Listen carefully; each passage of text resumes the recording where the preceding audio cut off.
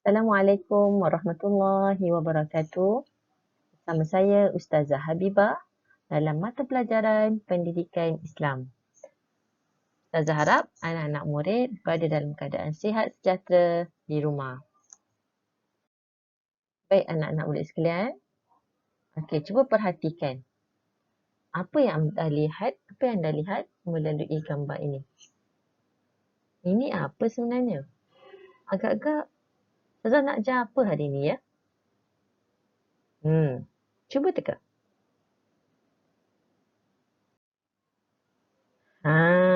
Betul lah tu. Awak nampak buku ataupun okey, awak nak baca buku ataupun awak nak menuntut ilmu, nak belajar. Okey, jadi tajuk hari ini ialah adab menuntut ilmu. Ya, tajuk kita pada hari ini ialah adab menuntut ilmu. Apa maksud adab? Okey, adab ialah perbuatan yang baik atau perilaku yang baik. Okey, apakah perbuatan-perbuatan yang baik semasa menuntut ilmu? Mari kita lihat. Baik, kita tengok adab-adab ketika belajar. Adab-adab ketika belajar ataupun adab menuntut ilmu. Yang pertama, membaca doa sebelum belajar. Okay. Baca doa. Macam yang awak ingat, kita kat sekolah pun bila kita berjumpa, bila ustazah masuk kelas, okay, ustazah dah minta, okay, semua kelas sudah tadah tangan. Okay, tadah tangan, kita sama-sama baca doa belajar. Yang kedua, memberi tumpuan ketika guru mengajar. Okay, maknanya kita fokus. Perhatikan apa isi kandungan yang guru nak cakap, kita dengarkan. Okay, kita beri perhatian kepada guru mengajar. Yang seterusnya, duduk dalam keadaan sopan. Okay. Duduk dalam keadaan yang baik, tertib, kaki rapat. Okay. Dalam keadaan bersedia nak menimba ilmu. Bersedia guru nak cakap, kita nak dengar. Dalam keadaan bersedia kita nak belajar. Seterusnya, tidak berbual-bual ketika guru mengajar. Okay. Pastikan kita dah diam, dalam keadaan diam. Okay. Dah bersedia tadi, maknanya kita dah fikir. Kita kena diam, kita kena dengar apa yang cikgu cakap. Jadi, tak boleh berbual-bual ketika guru sedang mengajar. Seterusnya, okay, taat dan patuh arahan guru. Guru minta tolong ni, kita bagi pertolongan, dapat pahala tu. Okay, kita patuh. Kita ikut apa yang guru kata. Dan yang terakhir, meminta izin guru sekiranya ada keperluan untuk keluar ke tandas. Okey. Maknanya di sini boleh angkat tangan. Ustazah, minta maaf. Minta izin tu. Ustazah minta maaf. Boleh saya pergi tandas? Okey. Bagi tahu ustazah. Maklumkan pada ustazah. Janganlah tiba-tiba awak keluar je. Kalau awak terus je keluar, itu maknanya awak tak ada adab. Okey? Bukan perbuatan yang baik macam tu. Jadinya kita nak dalam keadaan melakukan perbuatan yang baik, melakukan perkara-perkara yang baik semasa belajar. Okey. Boleh lihat contoh. Okey. Kita tengok gambar yang pertama. Okey. Cuba anak murid perhatikan. Okey. Tengok pelajar-pelajar ni, mata dia semua tertumpu pada cikgu ni. Okey. Itu maknanya, okey, mereka memberi perhatian kepada guru. Mendengar apa yang guru nak sampaikan ilmu. Okey. Semua tengah mematikan guru dan memberi tumpuan semasa guru mengajar. Baik anak murid, Adab menuntut ilmu yang pertama tadi adalah membaca doa. Okay, dalam skrin ni boleh lihat doa ketika menuntut ilmu atau doa belajar. Mari kita baca bersama-sama. Bismillahirrahmanirrahim. Allahumma aftah alaina hikmataka wanshur alaina min khazaini rahmatika ya arhamar rahim. Ya Allah, bukakanlah ke atas kami hikmahmu dan limpahkanlah ke atas kami khazanahmu. Wahai Allah yang maha pemurah lagi maha penyayang. Amin. Baik. Selepas belajar pun kita ada doa juga. Okey. Kita mohon semoga Allah beri ilham kepada kita. Allah beri kefahaman kepada kita. Okey, kita boleh baca sama-sama doa setelah belajar ataupun murid-murid boleh aminkan apa yang cikgu bacakan. Bismillahirrahmanirrahim. Allahumma inni istaudi'uka ma 'allamtani fardudhu ilayya inda hajati wala tansanihi ya rabbal alamin. Ya Allah, sesungguhnya ku titipkan kepadamu apa yang telah engkau ajarkan kepadaku. Maka kembalikanlah dia kepadaku di saat aku membutuhkannya. Janganlah engkau buat aku lupa kepadanya. Wahai Tuhan, pemelihara alam. Amin. Seterusnya kita ke fadilat beradab. Apakah kebaikan, kelebihan bila kita beradab ketika menuntut ilmu?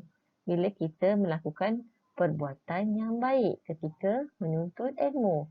Yang pertama, okey, dia dapat membentuk peribadi dan akhlak yang mulia. Kalau kita buat perbuatan yang baik semasa belajar, secara automatiknya, dia dapat membentuk peribadi kita, membentuk diri kita berakhlak yang baik, berakhlak yang mulia. Yang kedua, fadilat beradab yang kedua, kita akan memperoleh kejayaan di dunia dan di akhirat. Yalah, kalau kita buat baik, insya-Allah ada balasan yang baik yang Allah nak kurniakan kepada kita. Moga-moga bila kita dapat beradab dengan baik semasa belajar, Allah kurniakan kejayaan. Kejayaan kita kat dunia dapat nombor 1. Okey, dapat 100 markah contohnya. Atau tak 100 pun dapat 90 yang ibu bapa awak tengok markah awak tu. Wah, bangganya ibu bapa awak dengan awak. Okey, ini sebab hasil daripada awak beradab. Okey, ketika belajar. Membuat perkara yang baik ketika belajar. Dengar kata cikgu. Okey, seperti adab yang cikgu ajar tadi. Seterusnya, yang ketiga. Okey, fadilat belajar yang ketiga ialah ilmu yang dipelajari diberkati oleh Allah. Okay, setiap ilmu itu Allah akan berkati bila kita belajar. Fadilat beradab seterusnya, kita mudah ingat dan faham pengajaran guru. Bila kita beradab baik semasa guru mengajar, semasa menuntut ilmu, insya-Allah akan mudah ingat dan mudah faham. Dan yang terakhir, fadilat beradab mendapat keberkatan ilmu daripada guru. Ilmu yang kita dapat daripada guru itu akan berkat dan kita boleh gunakan untuk kehidupan kita seharian.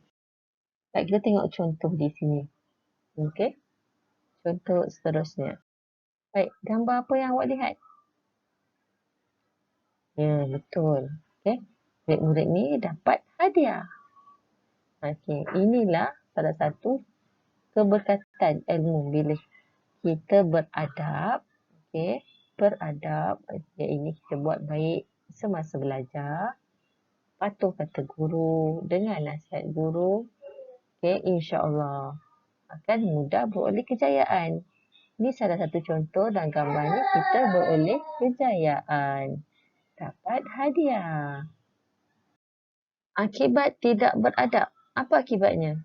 Tidak disukai oleh kawan-kawan. Kawan tak suka kalau kita tidak beradab dalam kelas. Kawan-kawan pun tak suka kawan dengan kita. Seterusnya tidak disenangi oleh guru.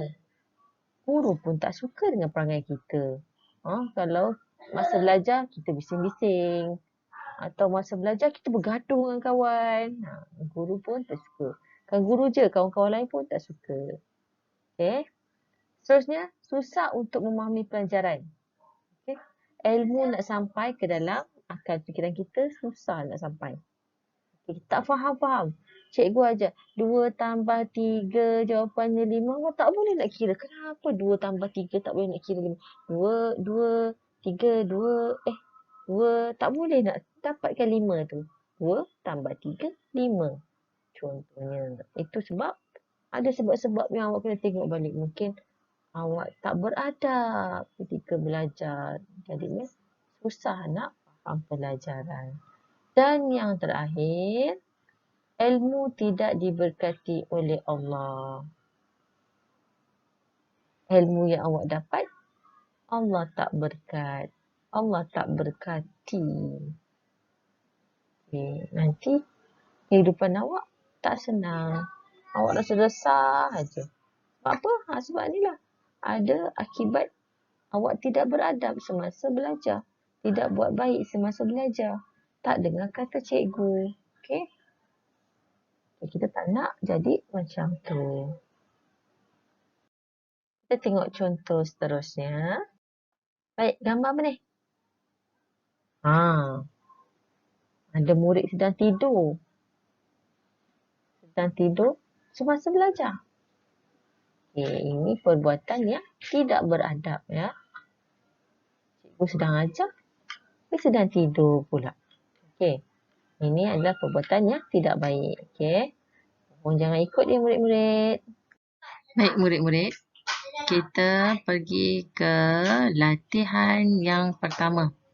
Okey, sebagai latihan, bagi murid-murid yang boleh menghafal, boleh membaca, cikgu nak awak hafalkan doa belajar yang telah kita belajar tadi dan mohon rakamkan bacaan hafalan doa belajar tadi. Okey. Kemudian hantar ke WhatsApp kelas masing-masing ataupun kepada guru. Baik, untuk latihan kedua, cikgu nak awak sediakan satu kertas. Okey, boleh salin balik soalan yang cikgu berikan di sini. Okey, sediakan satu kertas ataupun buku tulis. Okey. Siapa yang boleh menulis, boleh tulis. Okey. Ikut arahannya. Pilih dan tuliskan jawapan yang betul mengenai fadilat beradab ketika belajar. Yang pertama, contohnya, membentuk peribadi akhlak yang fadilat belajar dapat membentuk peribadi akhlak yang mulia ke hina. Okey, boleh pilih jawapan yang betul dan isikan. Baik. Baik, untuk latihan ketiga ni, cikgu berikan kepada anak murid yang tidak boleh menulis. Okey. Tak boleh menulis, ada masalah, boleh menggunakan latihan yang ketiga. Iaitu warnakan gambar doa sebelum belajar. Ini juga merupakan salah satu doa sebelum belajar selain daripada doa yang kita biasa belajar semasa masuk dalam kelas tu, iaitu Allahumma ftah alaina hikmataka wa anshur alaina min khazaini rahmatika ya arhamar rahimin. Tapi ini adalah doa, juga doa belajar, iaitu yang berbunyi Rabbi zidni ilman warzuqni fahman. Ya Tuhanku, tambahkanlah kepadaku ilmu dan pemahaman yang baik. Baik, sekian. Terima kasih untuk hari ini dalam tajuk Adab Menuntut Ilmu. Kita jumpa lagi pada minggu hadapan dengan tajuk yang berlainan. InsyaAllah. Assalamualaikum. Terima kasih.